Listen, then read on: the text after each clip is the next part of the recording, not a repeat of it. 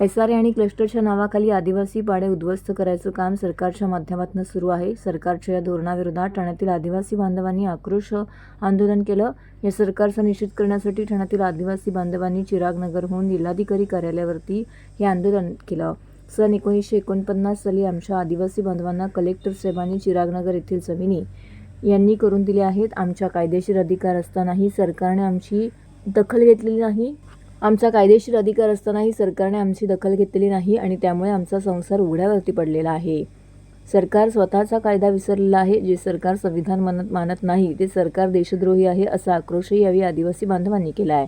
आम्ही इथले मूळ मालक आहोत। या मालकांना वनतारा आणि सूर्यताराच्या नावाखाली देशोधडीला लावण्याचं काम सरकार करत असल्याचा आरोप यावेळी आदिवासी बांधवांनी केला आहे। इथे राहणारा प्रत्येक माणूस हा बाहेरून आलेला असून आम्ही या ठाण्याचे मूळ निवासी आहोत। त्यामुळे सरकारने जेवढी ताकद आहे तेवढी लावावी, मशिनरी लावावी। बंदुका घेऊन आम्हाला ठार मारले तरी आम्ही इथून जाणार नाही, असं संताप यावेळी आदिवासी बांधवांनी व्यक्त केला आहे। यावेळी आदिवासी एकता परिषद महाराष्ट्र राज्याचे सचिव डॉ. सुनील पराग यांनी पत्रकारांशी बोलताना याबाबतची अधिक माहिती दिली।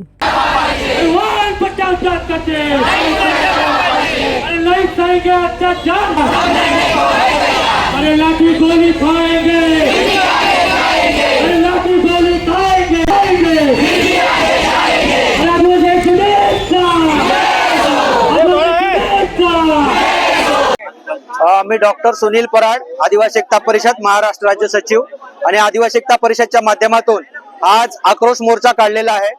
जिल्हाधिकारी कार्यालयामागचा उद्देश असा आहे की आज SRAच्या नावाखाली, क्लस्टरच्या नावाखाली हे आमच्या आदिवासी लोकांचे पाडे उद्ध्वस्त करायचं काम या सरकारच्या माध्यमातून सुरू आहे। कालची जी कारवाई झालेली आहे 22 तारखेला चिरागनगर येथे 1949 साली आमच्या आदिवासी लोकांना कलेक्टर साहेबांनी ह्या ज्या जमिनी आहेत त्या येणे करून दिलेल्या आहेत। आमचा कायदेशीर अधिकार असताना कुठल्याही प्रकारची आमची दखल घेतलेली नाही आणि आज आमचा संसार उघड्यावर पडलेला आहे। त्याचबरोबर संजय गांधी नॅशनल पार्क मध्ये जो बेकायदेशीर सर्वे सुरू आहे, कारण त्याच्यामध्ये फॉरेस्टवाल्यांनी जे सांगितलेलं आहे की 1995 पासून जे अतिक्रमणधारक आहेत त्यांना आम्ही इथून हटवणार आहोत, परंतु हा सरकार कायदा विसरलेला आहे।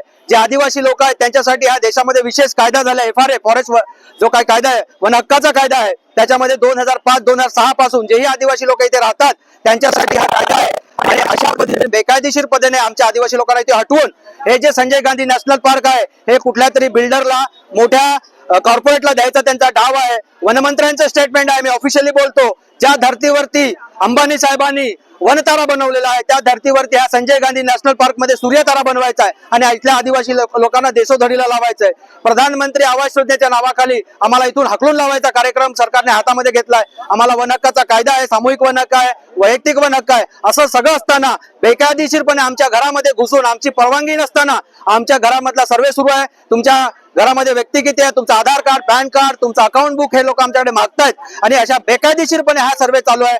आणि तुम्हाला आठवण करून देतो, हा थोडं तुम्ही पुढे गेल्यावरती एक तारपाची प्रतिकृती आहे, हे आमच्या आदिवासी लोकांचं प्रतीक आहे। आज ठाणे जिल्हा आदिवासींचा जिल्हा असताना आज आदिवासीचे जे पाडे आहेत तिथे मानपाडा असेल, पातळीपाडा असेल, वाघबीळ असेल किंवा इकडचे पाचवड असेल, हे आदिवासींचे पाडे आहेत आणि त्यांना इथून हाकलून लावण्याचं काम सरकारने हाती घेतलेलं आहे। आणि म्हणून ह्याचा निषेध करण्यासाठी, ह्याचा आक्रोश करण्यासाठी आणि ह्या ज्या काही कलेक्टर आहेत त्यांना विचारण्यासाठी, जाब विचारण्यासाठी आम्ही इथे आलो आणि कदापि आम्ही आमच्या जागेवरून हटणार नाही। तुमच्याकडे जे साधन असेल, जी मशिनरी असेल, तुमच्याकडे बंदुका असतील त्याच्या घेऊन या आणि आम्हाला जागेवर मारा, आम्ही इथून जाणार नाही। ही आमची जमीन आहे।